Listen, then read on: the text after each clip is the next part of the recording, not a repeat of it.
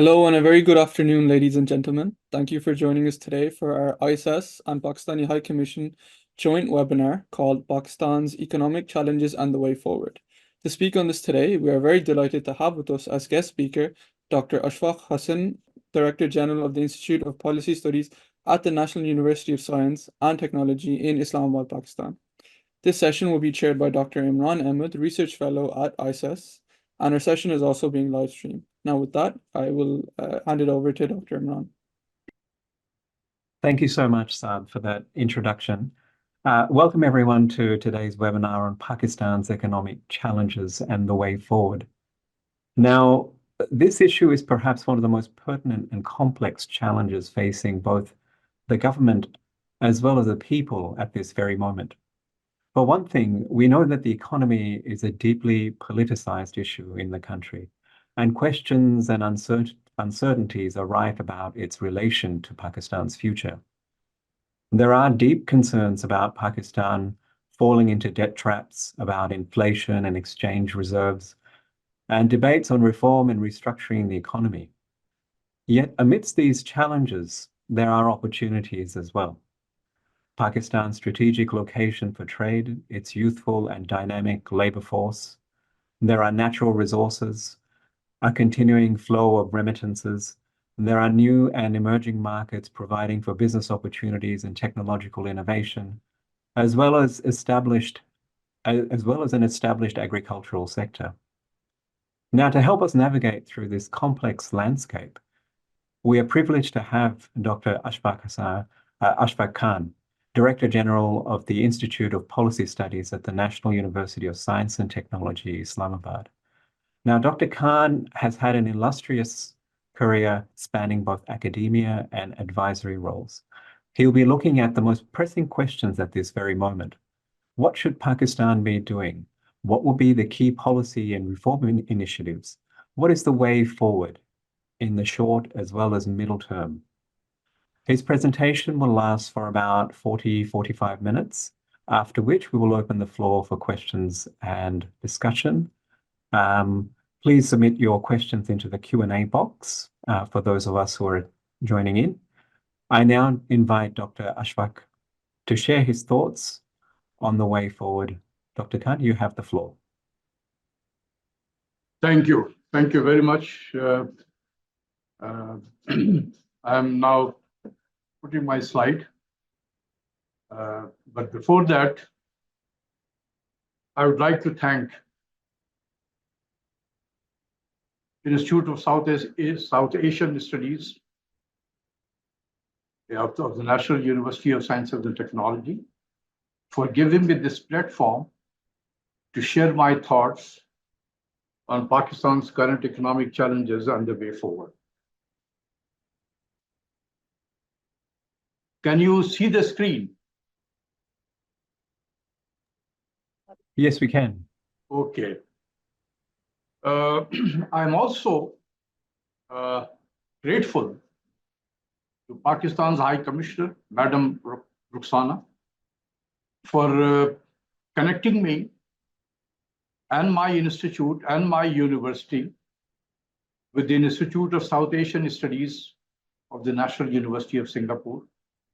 As the High Commissioner of Pakistan, she has done a marvelous job connecting two leading institutions with each other. So thank you, Madam, for your services.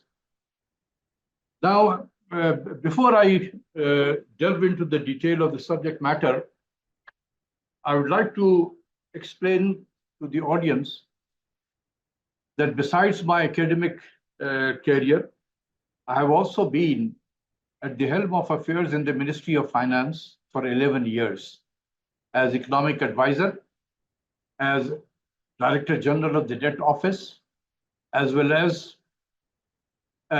Special Secretary, Ministry of Finance. And I was also the spokesperson of the government on economic issues for 11 long years. I am a student of a Nobel laureate, Lawrence Klein of the University of Pennsylvania. I graduated from Johns Hopkins University and University of Pennsylvania. So I carry both academic as well as the practical experience of dealing with the economy.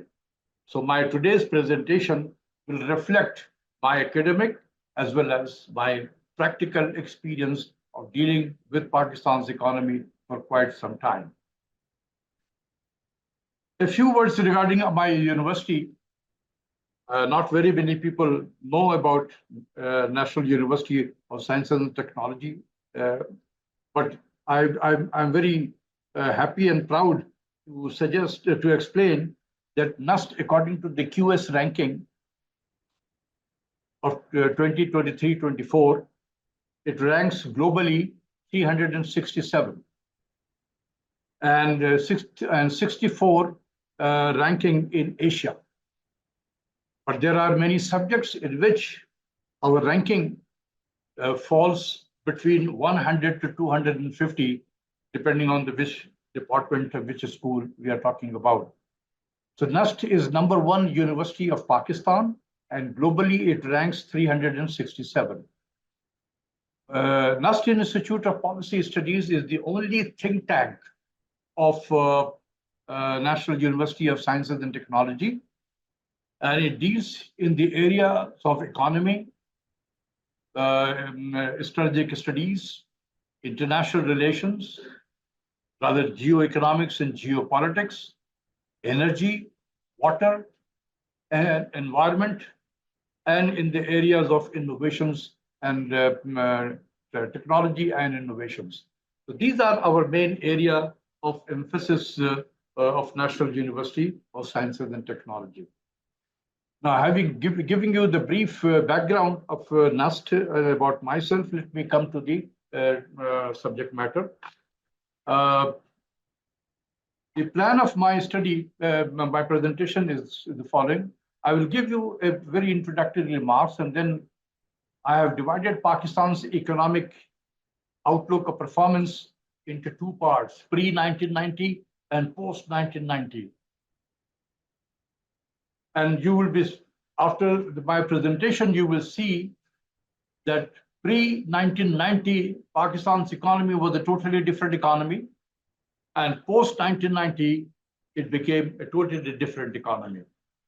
So the next question is, what happened in two different phases of Pakistan's economic history? What went wrong in the post-1990 period? And then what are the way forward? What needs to be done? This is the subject matter of my presentation today. Now, let me briefly give you that, and as you also pointed out, Imran, in your opening statement, that Pakistan's economy is really facing multi-dimensional challenges today, but there are many domestic as well as external factors that have contributed to the current state of Pakistan's economy. Now, the question is that, can Pakistan address these challenges? As a practitioner, as an academician, I would say the answer is absolutely yes. This can be addressed. How it can be addressed, I will let you know as I proceed. What will be required, I will be giving you some recommendation in that direction. What is required is some degree of political stability. Some degree of political stability.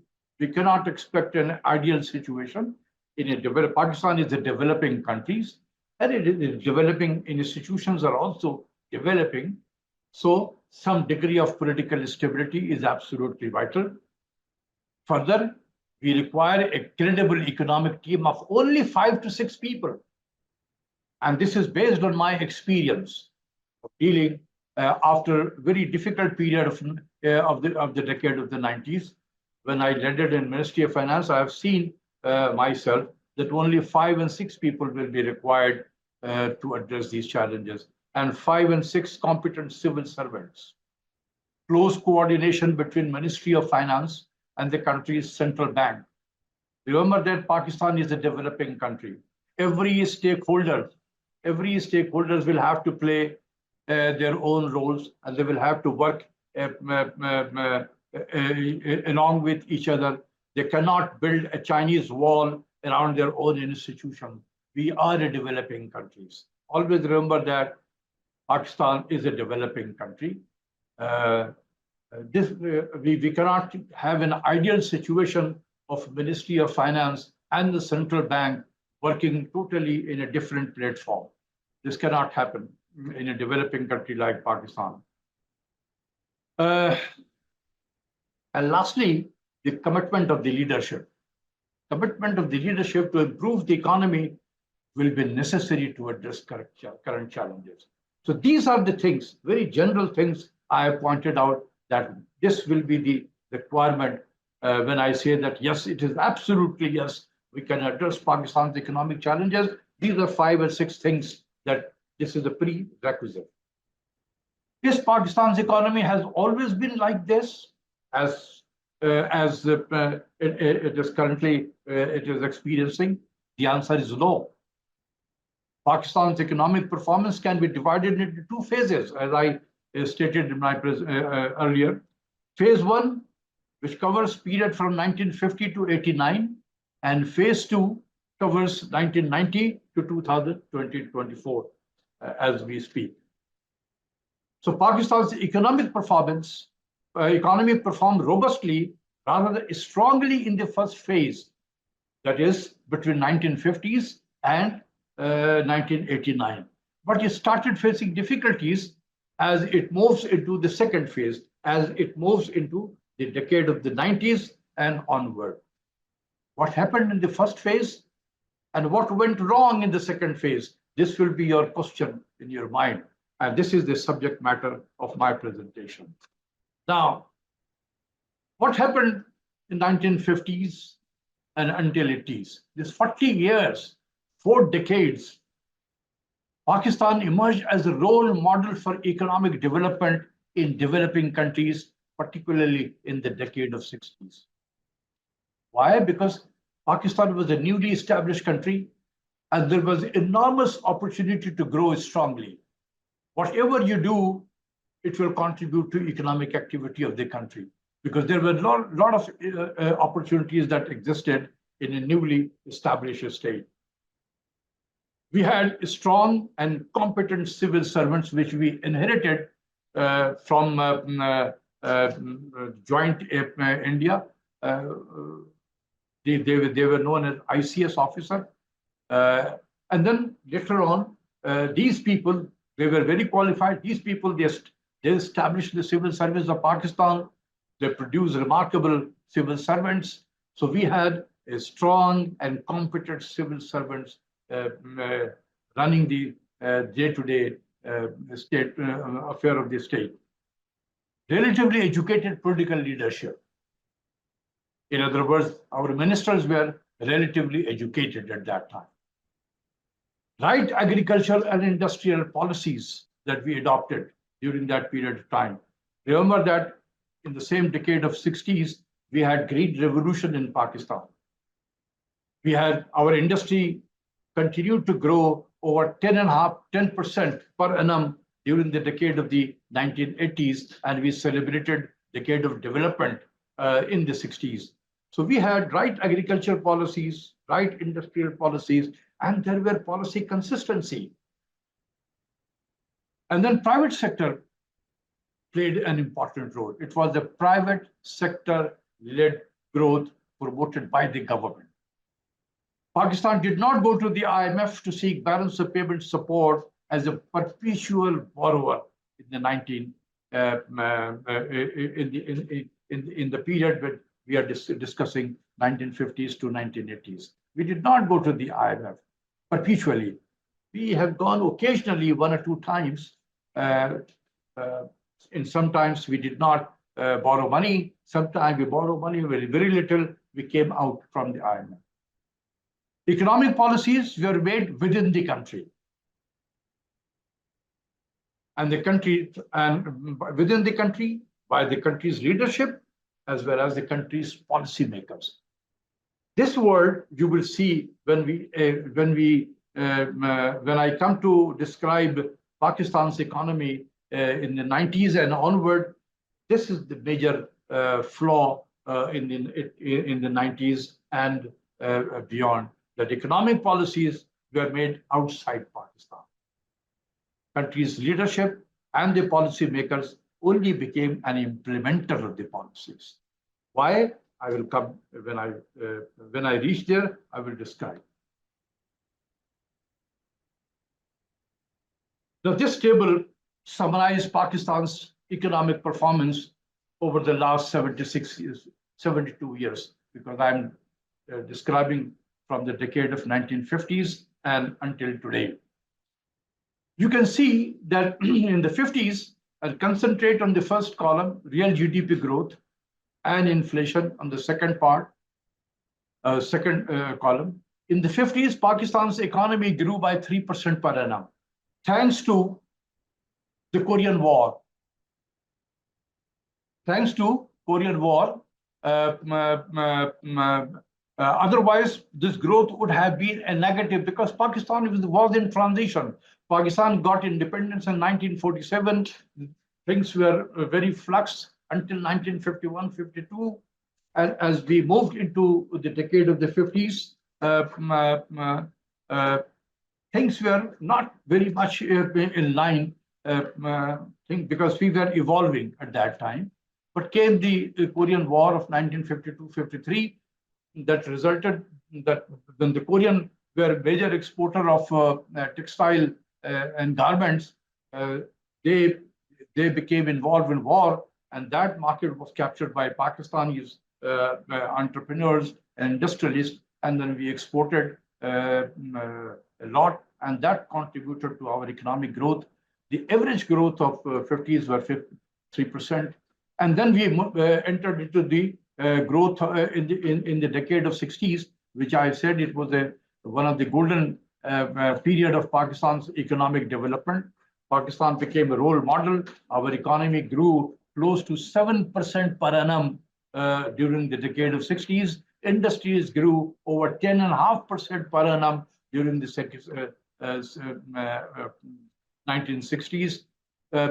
Two major dams was built, Kalabagh Dam, Mangla Dam and Tarbela Dam was built during the 60s.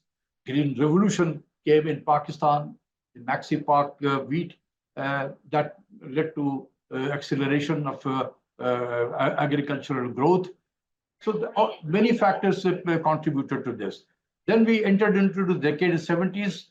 It was a very disturbed period. As you know, the separation of East and West Pakistan and many things happened during the decade of 70s. Our growth, we lost growth momentum, but still the economy grew by almost 5% per annum. But inflation jumped to 12.5% because this is the period of Arab-Israeli war that resulted into the oil embargo, resulted into the 5-fold increase in oil prices in international market. Pakistan also experienced the same inflationary pressure in the decade of 70s. When we moved into decade of 80s, we regained the momentum. Economy grew 6.5% per annum, and inflation came down to 7%. Now, as you can see, when we moved into decade of 90s and onward, growth started decelerating. And from 50s to 1980s, Pakistan's economy for 4 decades grew much more than the average growth of the world. It grew close to 5.3% per annum for 40 years in a row. But from 1990s and until the last year, our economy slowed to 3.3% per annum. And you can see inflation also surged during this period of time. So this is the bird's eye view of the performance of the economy in the pre-1990 period. Let me now move to the decade of the 90s. What went wrong? Things started gradually deteriorating in the decade of 90s. The question is why? Why it started deteriorating? The major factor is that Pakistan's economic policy making were outsourced. We entered into the IMF program. And we went to the program in 1988. And since 1988 and until today, we have remained under the IMF program, barring 4 years during 2004 and 2008. So out of 36 years since 1988, we were with the IMF program for 32 years. And we all know that when a country goes to the IMF, they don't make policies. The policies are prepared by the IMF staffs, and we became an implementer. I was implementer for 11 years, barring 4 years between 2008 to 2008, 4 to 2008, when we were making policies. But the rest of the period of my 11 years, we were simply implementer of the policy. So I have seen things happening on the ground during my stay in the ministry. No one will tell you this because very seldom you will find people who have academic background as well as such a long period of serving or a stay in the Ministry of Finance. So this is based on my personal experience. When a country implements IMF program, it creates problems for the government. So political instability sets in because of the successive governments' non-deliverance of the IMF conditions. It was so strong that the political government, naturally, they feel with a lot of constraints and they could not deliver, and therefore it created instability, a political instability that resulted into economic instability and the change of government. The quality of civil servants also started eroding thereafter. The quality of political leadership also started eroding over the years. And another important element is that the country's security environment started posing challenges. Such environments were not conducive to the businesses. Because since 2001, when we entered into the war on terror, along with the United States and the Western world, we became a target of terrorism. And that continues even today. So this country's security environment were not very conducive for the businesses. And that started, the government was making all kinds of effort to improve the security environment, but there were challenges that created a business environment which were not very, very conducive for businesses, resulting into slower economic growth, leading to slow growth in revenue generation and increasing reliance on borrowing. When you fail to generate more domestic resources, your reliance on foreign borrowing increases, leading to more accumulation of debt. And you will see in a moment these numbers also. So these were the things that started deteriorating. Now, where are we standing today? Current economic challenges. Pakistan's current economic challenges are the continuation of the type of economic policies that we pursued since 1990. Of course, the current economic challenges reflect the more aggravated outcomes of those policies. More aggravated outcomes. So the question is, what type of macroeconomic policies that Pakistan pursued since 1990 onward? Since 1988, Pakistan has been under the IMF program, and hence it was pursuing macroeconomic policies based on new liberalism or Washington consensus. Sorry, Dr. Khan, can you hear me? Yes. Sorry to interrupt. You've got a little window at the bottom of your screen there. I was wondering if you could click restart. Yeah. Thank you. Is it okay? Sorry. Yes. Now we can see the full slides. Okay. Sorry. Please continue.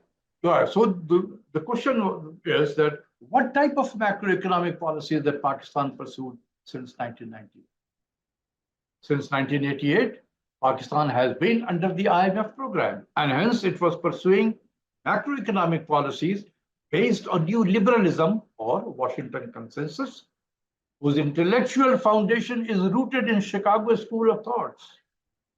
This is very important to understand. In developing countries like Pakistan, not every phenomena is a monetary phenomenon. Inflation is a monetary phenomenon. Balance of payment is a monetary phenomenon. The economists of the developing countries, particularly in South Asia, should be examining this empirically, that whether inflation is a monetary phenomenon or balance of payment is a monetary phenomenon or there is something else. So blindly following the Chicago School of Economics, a new liberal economic order, it will not serve the purpose. One shoe will never fit to every country or every people. This is the message. Now, what is the new liberal economic order or new liberalism? There are many good things, and I personally believe in these elements. There are many good things in this new liberal economic order. As an economist, I think economic liberalization is absolutely necessary in developing countries. Privatization, of course, I'm all for privatization because it is not the job of the state to be in the business. The state responsibility is to create an environment where the private sector should come forward and lead the economy, as it did in the pre-1990 period. Deregulation, exactly. Free market. Here I have some reservation about free market because in developing countries, there is no perfect free market in anywhere in developing countries. There are orders, there are unscrupulous elements which play sometime havoc with the market, and therefore there has to be a role of government to look into this. Increasing the role of the private sector-led growth, yes, of course. I am all for this. Reducing the size of the government, I am all for this. Austerity or cut in expenditure, I am all for this. Globalization, yes, we should be producing for the rest of the world, not only for Pakistan. Monetary policy is more powerful than the fiscal policy. I have great reservation here. This is the phenomena of the Western world, where monetary policy is more powerful than the fiscal policy. In developing countries, it is the other way around. Right? Independence of central bank. This is an ideal situation conditions for a developed market economy. But Pakistan's central bank cannot be compared with the Bank of Japan, the Bank of Singapore, a Bank of Reserve Bank of Federal Reserve Bank, and so on. Those are the advanced countries. They have reached there when they could afford an independent central bank, but not in a developing countries like Pakistan. But I am not saying that Pakistan's central bank should be under the control of the Ministry of Finance. No, not at all. Before 2021, when we signed, when we amended the State Bank Act in 2021, Pakistan's central bank was as independent as Bank Negara, Malaysia. Pakistan's central bank was more independent than the Bank of Thailand. Pakistan's central bank was more or less equal in terms of independence with the Reserve Bank of India. But we moved towards making Pakistan central bank as a Bank of Japan. No, we wish that Pakistan's economy should reach like a Japanese developed economy like Japan, and then we can afford this. So I am not in favor of a totally independent central bank as it exists in Western world. Pakistan's central bank and the Ministry of Finance, two organ of the most powerful organ of the state of the as far as economic policy is making is concerned, they should be working hand in gloves with each other.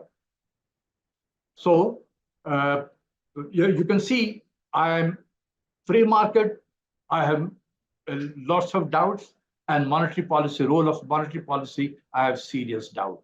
Independence of central bank, I have serious doubt. But rest are absolutely fine with me as far as new liberal economic order is concerned. Briefly, what is Washington Consensus? As you know that after the 1973 Arab-Israeli war that led to five-fold increase in international price of oil, many developing countries, including developed world, face serious balance of payment crisis because the import of oil went up, the value of the import of oil went up by five-fold, and that created serious balance of payment difficulties in developing countries. Therefore, many developing countries, they all lended to the IMF because IMF is a lender of the last resort. Then a consensus was developed. A consensus was developed between three institutions. And these institutions are IMF, World Bank, and the United States Treasury on set of policies that will be implemented by the developing countries when they knock at the door of the IMF. This is known as Washington Consensus. And these set of policies are known as stabilization policies or structural adjustment program policies, which whenever a country go to the IMF, they have to implement these set of policies. So the question is, what are those set of policies? These are set of policies. Tight monetary policy means raise interest rate. Tight fiscal policy means austerity policies. Cut expenditure. Market-based exchange rate means devaluation. Raising utility prices, gas prices, electricity prices. By the way, these four policies are universal policies. Argentina is implementing the same policies. Egypt is implementing the same policies. Pakistan is implementing the same policies, or any other country who will go to the IMF for a balance of payment support will be implementing these four set of policies. So these set of policies are invariant with respect to the region, with respect to the geography, with respect to the time frame. It is universal policy. How can one set of policies work for everyone around the world? One shoe will never fit for all. So every developing countries have their own structure of the economy, and not same as not in different structure of economy, same policies can work. So this is the major problem. Now, I'm assuming that there are certain economists also sitting here. I will very briefly through the chart, I will explain each and every policy that why I am not supporting this, because these are the root cause of Pakistan's current problem, of Pakistan facing the type of problem that Pakistan is facing since the 1990 onward is because of these four policies. Now, let me discuss tight monetary policy. Tight monetary policy means just raise the discount rate. So when you increase discount rate, the idea is to contain inflation. Interestingly, in the next slide, I will show you that through devaluation, we create inflation. The central bank devalues currency, it creates inflation, and then they themselves are creating inflation, and then also further tightening the monetary policy means raising the interest rate. Is it not surprising that you create the problem, and then for solve the solution of the problem, you raise the interest rate? So when the central bank increases the interest rate, it affects private sector. It discourages investment, it slows economic growth, less job creation, more unemployment and poverty. On the budget side, increase in interest, it increases the interest payment because the government borrows from the banking system to finance its budget deficit. So higher interest rate means more interest payment, and this is the single largest component of our expenditure, as you will see in a moment, how damaging it has been in Pakistan. It increases current expenditure, it increases total expenditure, and our budget deficit widens. So the purpose is to resolve, to correct a budget deficit, but through these policies, we are creating more budget deficit. So rise in budget deficit means more borrowing to finance deficit and hence rise in public debt.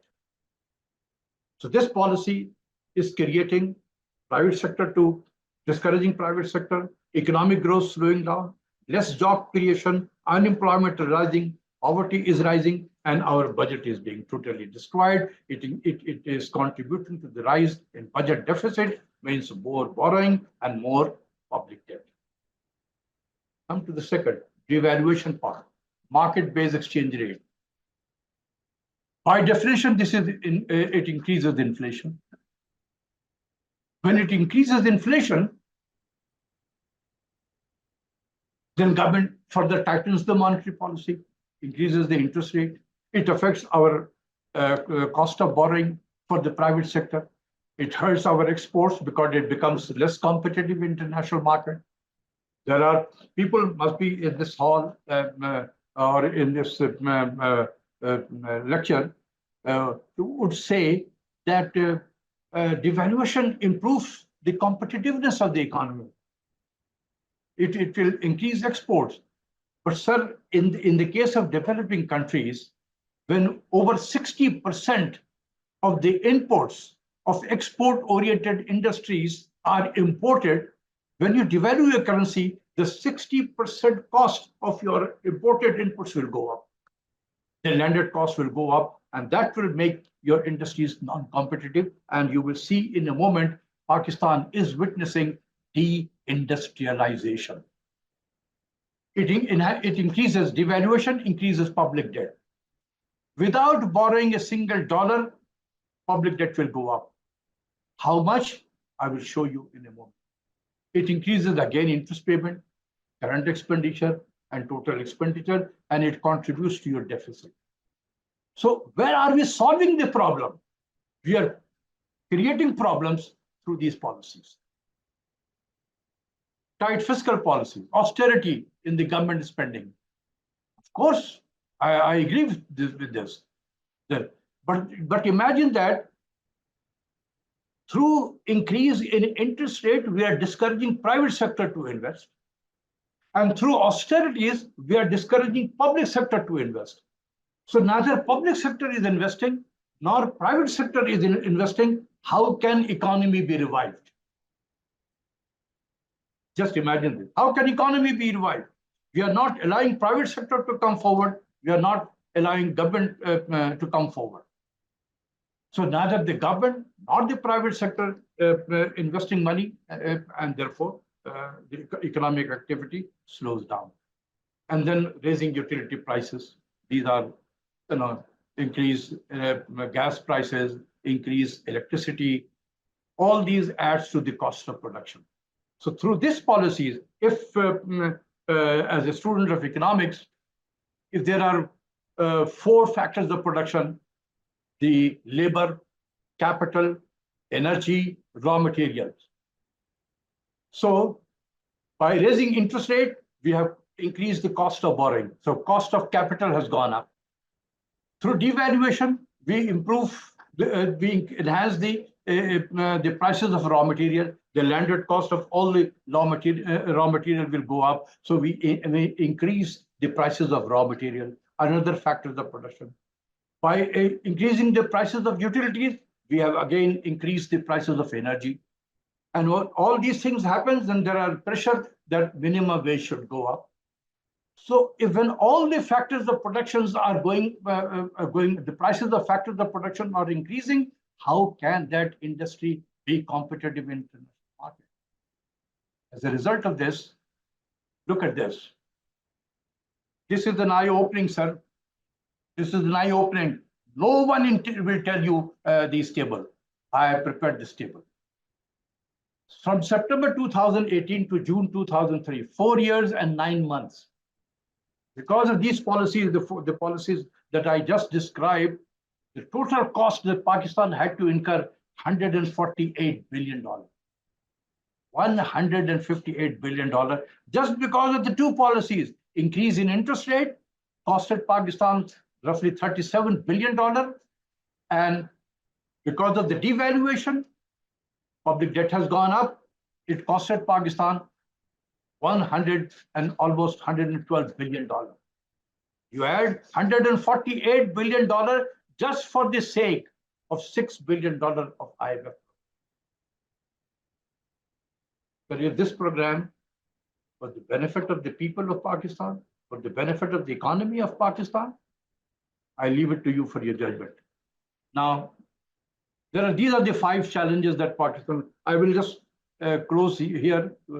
I will move very quickly so that I have plenty of time I want to give to the people to ask questions. These are the 5 key challenges that Pakistan is facing today: large fiscal deficit, large current account deficit, large unprecedented rise in public and external debt, slower economic growth, and persistence of high double-digit inflation. These are the 5 challenges that Pakistan is facing today. Now, I just want to give you, I just want to tell you this number, some of the numbers. These are the tax to GDP ratio of the Federal Board of Revenue, almost is stagnant.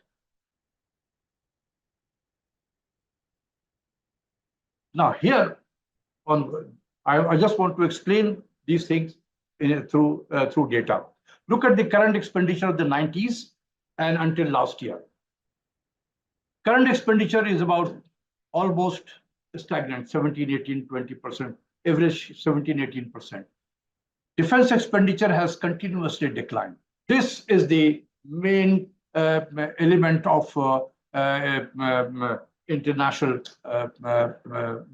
relations in countries, that how much Pakistan is spending on defense. This is the number, as you can see. It has from 5% on average in the 90s, it has come down to less than 2% last year. Look at the interest payment has gone up substantially. Subsidies has been fluctuating in this range. But this is not much interesting. I will come to look at this part, because there are people who is not Pakistani also watching this number. These are the defense spending. Look at Pakistan defense spending in rupee term. And the second column, when we adjust the prices, when you take care of inflation, the real defense spending, as you can see, that it has simply doubled in the last 25 years. 131 billion to 261 billion, 260 billion. Look at the defense spending in dollar term. 7 billion last year. But when you adjust the inflation part, look at this again, from 2 billion to 4 billion, just doubled in 25 years' time, right? But this is more important. Look at the defense spending as percentage of GDP. It is gradually on the decline. But defense spending as percentage of budget, people will say 70% has been consumed by defense spending. So it has never been 70%. It has come down to 11% today. So today, Pakistan defense budget is 11% of the budget, defense spending. Look at the per capita defense spending. When we adjust inflation, it is only $19. When we don't adjust this number, it is about $30 per person.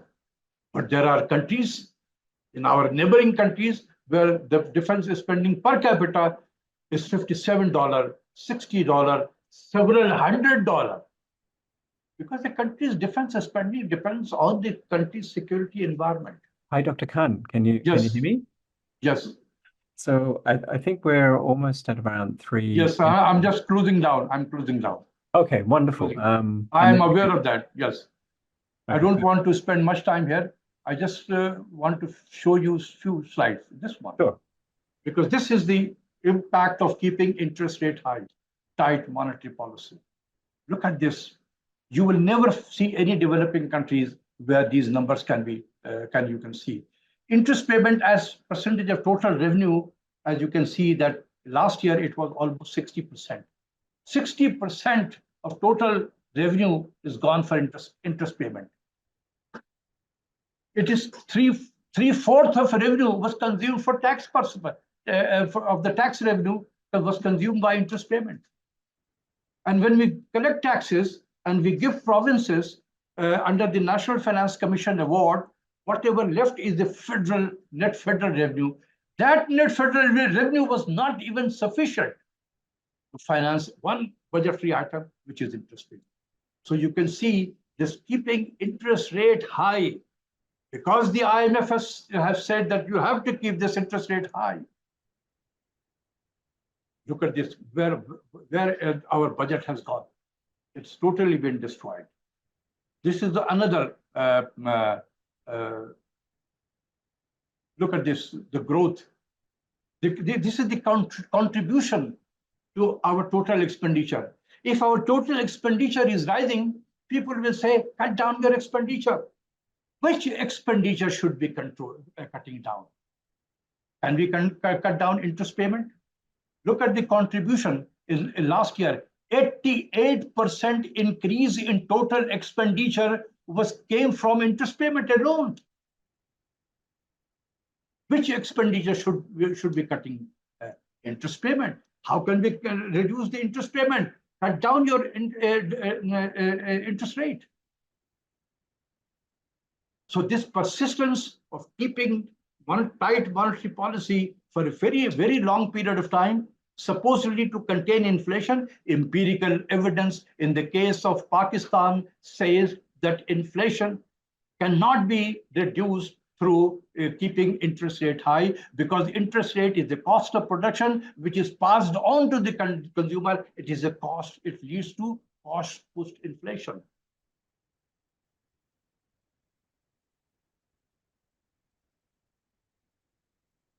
Look at this deindustrialization, inverted U-shaped curve. The share of large-scale manufacturing in GDP is declining. In the 60s, the pre-90s period, which I showed to you, you can see a rising trend. These were the part of industrialization that continued. And then on the right-hand side, you can see it is on the decline because of keeping high interest rate, devaluation, all increasing the cost of production and contributing to the deindustrialization in Pakistan. I will stop here, and I will be happy to answer as many questions.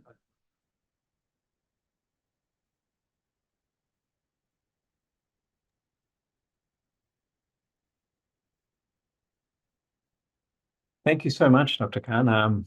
You've really given us a lot to think about, and I can see that there were 79 slides, and I think we only covered maybe 10 to 20% of it. You've provided a sweeping historical survey of Pakistan's economic development, an overview of the internal and external how the internal and external factors that have shaped economic growth in the country, as well as you've placed Pakistan's economic trajectory in comparative perspective, which I thought was very interesting. And it was also interesting how you noted that shifts in the locus of centers for creating economic policy had such a profound impact on Pakistan, and the connections between politics, political leadership, and economic and the outcomes economically for Pakistan, as well as the ideological shifts that have taken place in the underlying economic policy in the country. So I mean, you've covered so much there, as well as the I guess the complex impact of specific economic policies. For me, I think this was a tremendous, I guess, almost a refresher of a graduate course in advanced macroeconomics, economic theory, economic history, and the importance of how empirical data should inform economic decisions. One thing I want to point out just to the audience is if you could please submit any questions that you have into the chat function, So what I might do as some of these questions come in, I might ask you, I guess, I mean, you've given us such a macroeconomic view of what's been happening over a historical time period.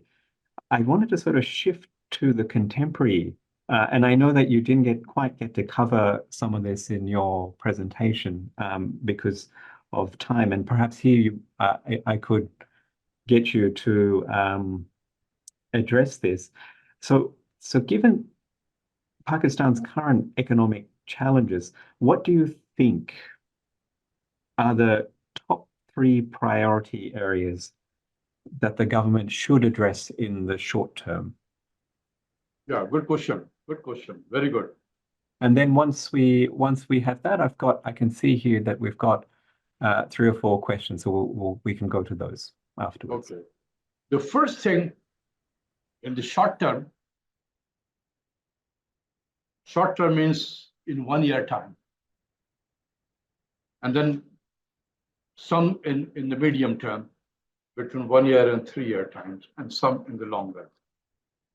So in short term, we must start reducing our interest rate. I've done empirical study which says in the case of Pakistan, keeping interest rate high will not reduce inflation. Because inflation in developing countries in general and Pakistan in particular is originating from supply side fact.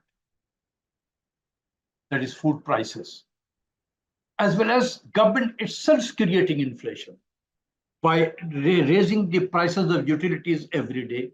And these are the cost which are being passed on to the consumer.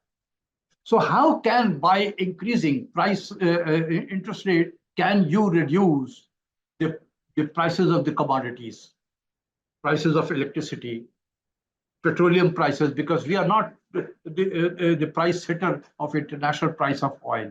It is set by the international forces. So how can interest rate play an important role? So empirical evidence in the case of Pakistan suggests that 1% increase in policy rate of the State Bank of Pakistan contributes in the increasing of 1.3% inflation in 1 year time. Not decreasing, it is increasing.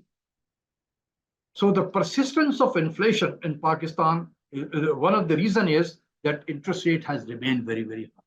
And these costs of production are being passed on. So cut interest rate down immediately. That will reduce our borrowing cost as well.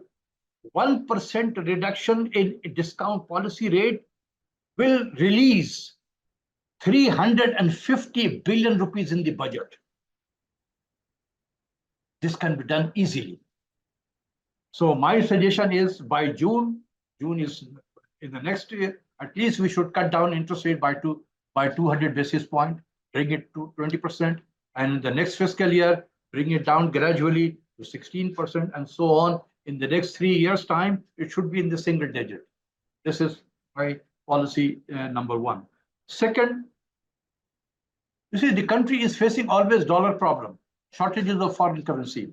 Why have we allowed imports of luxury items in Pakistan when we have very little dollar with us? So Pakistan must pursue selective and yet aggressive import compression policy. Selective and yet aggressive import compression policy. That will save dollar. A dollar saved is dollar earned. Then on the export side, try to find out markets. This is the medium-term solution. We have to find new markets for Pakistan's export. Africa is one area where very little interaction of Pakistan is with the African countries. We should be looking towards Africa also. We should be looking towards East Asia also. So the lecture that I am giving you today is part of Ministry of Foreign Affairs policy of Look East Asia.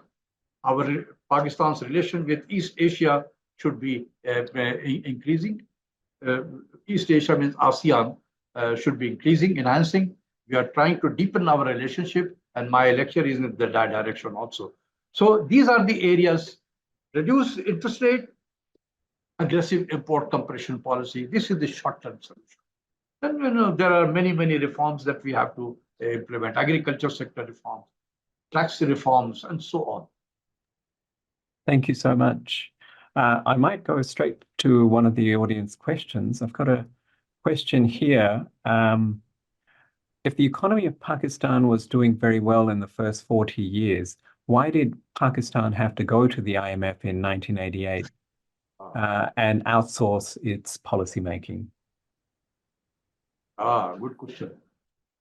This question leads to international political economy, right?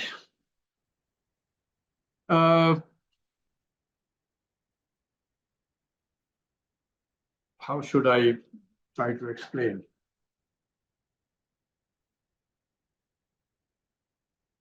I think this is a very important question also. I'm trying to find out proper words to answer this question, because I know the answer, but I'm trying to find out the proper way to answer. This is part of international political economy. Pakistan is not going to the IMF on its own. There are push factor and there are pull factor. Right? There are push factor from within the country that we should go to the IMF, and there are pull factor asking people strategically placed in the cabinet to bring Pakistan back to the IMF. So this is part of international relations. I would not go into the specific detail, but I think I have the person who have asked the question should understand that this is a part of international agenda to bring Pakistan into IMF, keep Pakistan into the IMF.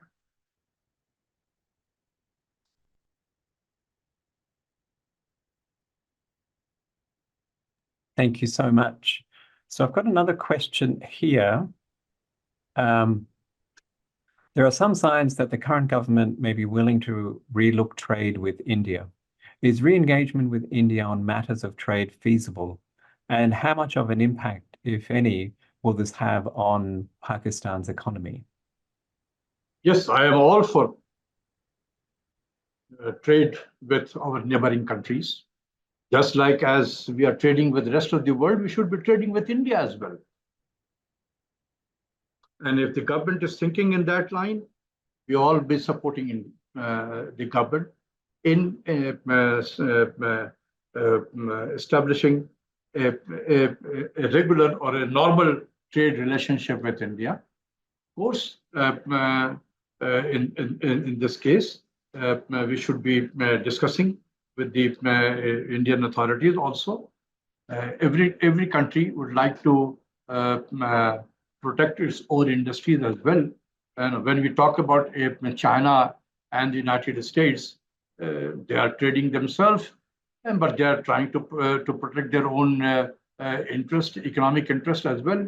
Similarly, Pakistan and India can sit down and do all kinds of negotiation and start trading with each other while protecting their own respective economic interest.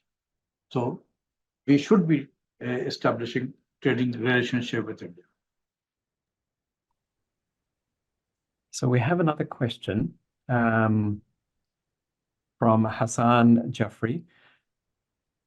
Thank you, Ashfaq, for your presentation. It was nice to hear you speak after some time. I have two follow-up questions. In the current environment, what are the non-IMF options available to this government to improve the economy? And the second question, in the current deglobalization trend globally, what is Pakistan's value add to the global economy? Good question. Very nice. Very nice. As far as non-IMF solution, you see, there are 190 countries who are the member of the IMF. 152 are the developing countries like Pakistan, who are the member of the IMF. The question is that whether all these 152 developing countries are going to the IMF for balance of payment support, or there are only few countries, 18 or 20 countries. There are 18, 20 countries who are going to the IMF for balance of payment support all the time. So how these other developing countries, more than 130 countries, are doing, are surviving without the IMF bailout package? During 2004 to 2008, Pakistan was not under the IMF program. How did we survive? So there are many, many options which can take Pakistan out of the IMF. So non-IMF solution exists. And I gave this solution to those who matters in Pakistan on 12th of June, 2023.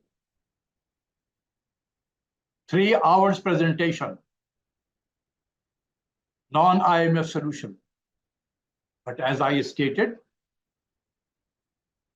Pakistan's going to the IMF or not going to the IMF is an international decision.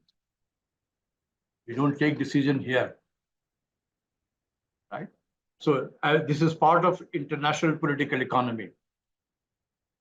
That is why, despite the solution, existence of solution, we are forced to go to the IMF. But there are many solutions. Not one, many solutions. And I have given this solution, as I stated, on 12th of June, 2023. And they all agreed, by the way. They were totally in line with me on this. But something happened in between and then changed. So I hope Jafri Saab have understood there are solutions which exist. What Pakistan can be adding to the value addition? See, Pakistan is geographically very important.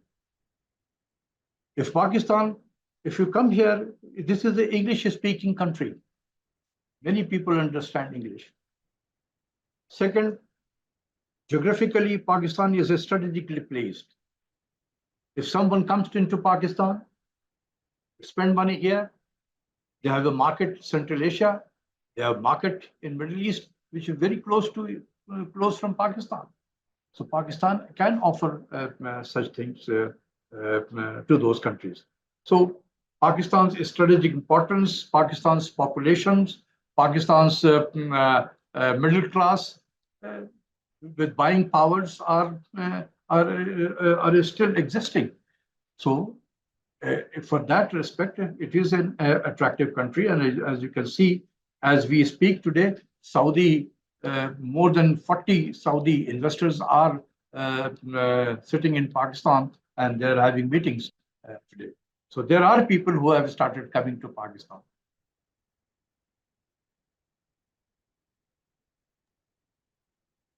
Okay. So I know you mentioned look towards Asia policy. I've got a question here. So recent measures to rectify Pakistan's economic situation included a focus on the Gulf states. What does the current government need to implement to attract greater foreign investment from the Gulf and elsewhere? You see, Pakistan has set up a SIFC, the Special Investment Facilitation Council. The sole purpose of this SIFC is to facilitate investors. Remember that there is another institution which is based in Prime Minister's office known as Board of Investment.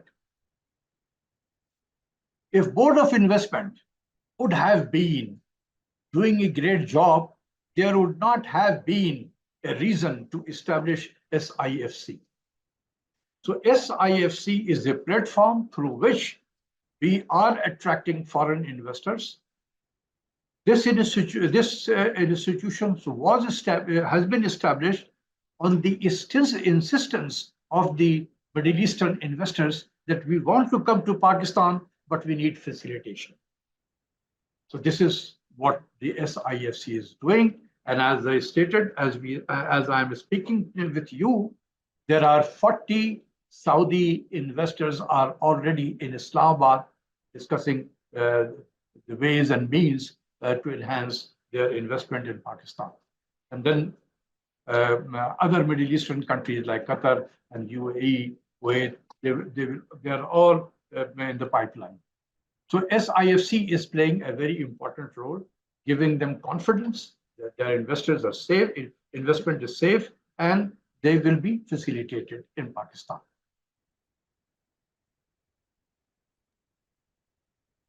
So I think we've got time for one more question.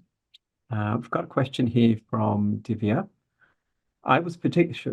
She writes, I was particularly struck that for 32 to 36 years since 1988, Pakistan has been a part of IMF programs. My question is on the intermittent 4-year period, 2004 to 2008, when it was free from the IMF program.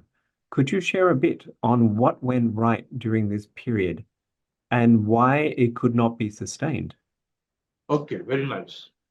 Very nice. Very good question. Very nice.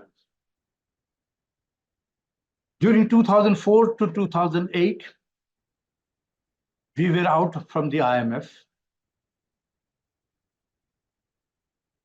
And since we were out from the IMF, we were making our own policies. We were setting our own targets. We were devising our own macroeconomic policies, our interest rate policies, our taxation policies. That led to these data are already in my presentation. If you want, you can share with those people. During those periods, our economy grew close to 6%, 6.5% per annum during 2004 to 2008. 6.5%. Our budget deficit declined from 7-8% to 4% during those period of time. Our public debt, instead of rising, it started declining as percentage of GDP. During the period, we prepared our fiscal responsibility and debt limitation law,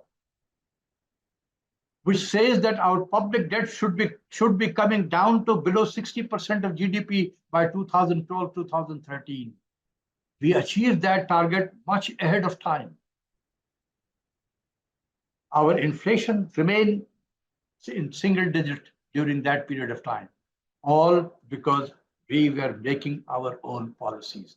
These policies were not given to us by the IMF under the IMF program. We were policy makers and we were implementers.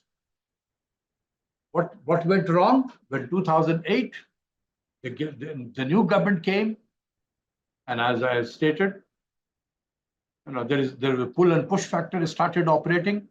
Then Pakistan went to IMF in December 2008, and since 2008 and until May 2024, we are with the IMF. We are not making policies. We are implementing policies. Now, imagine that a person who is sitting somewhere else, coming from many parts of the world as an IMF staff, and they are making policies by looking at the files or the previous reviews files. What kind of policies the person will be making by looking at the files? We were sitting here on the ground. We know the ground realities, and we were making policies between 2004 and 2008, and that made the difference.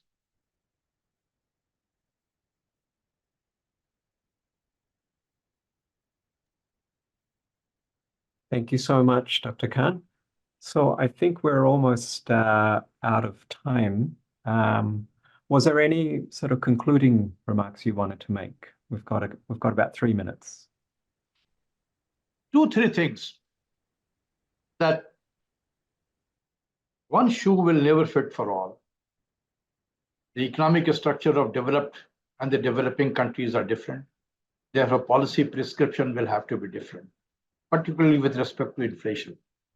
Inflation in developed countries are basically because of the excessive demand.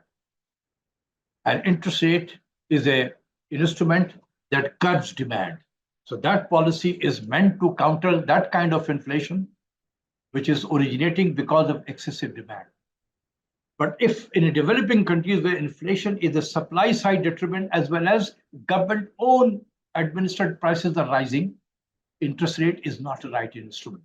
It contributes to inflation because it is a cost, it creates cost push inflation.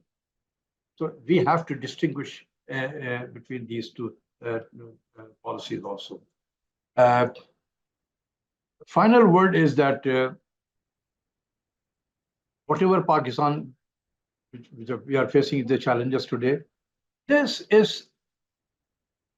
can be addressed.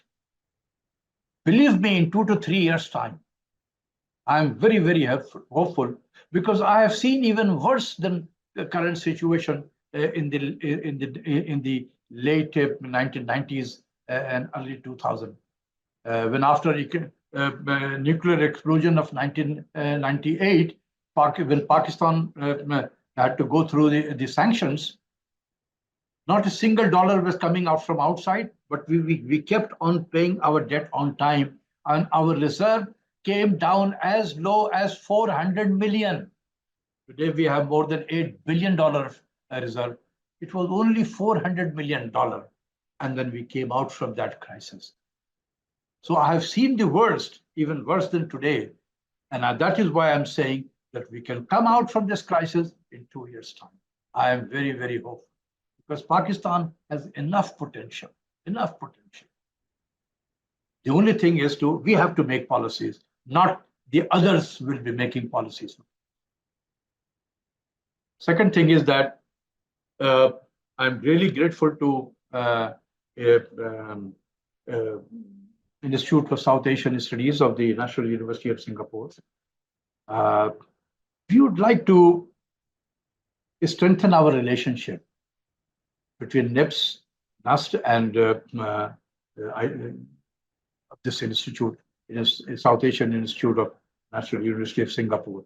So we would like very much that ISAS and NIPS can join hands together, do joint research, joint publications, exchange of scholars. We will be very happy to enter into some kind of agreement with your institute.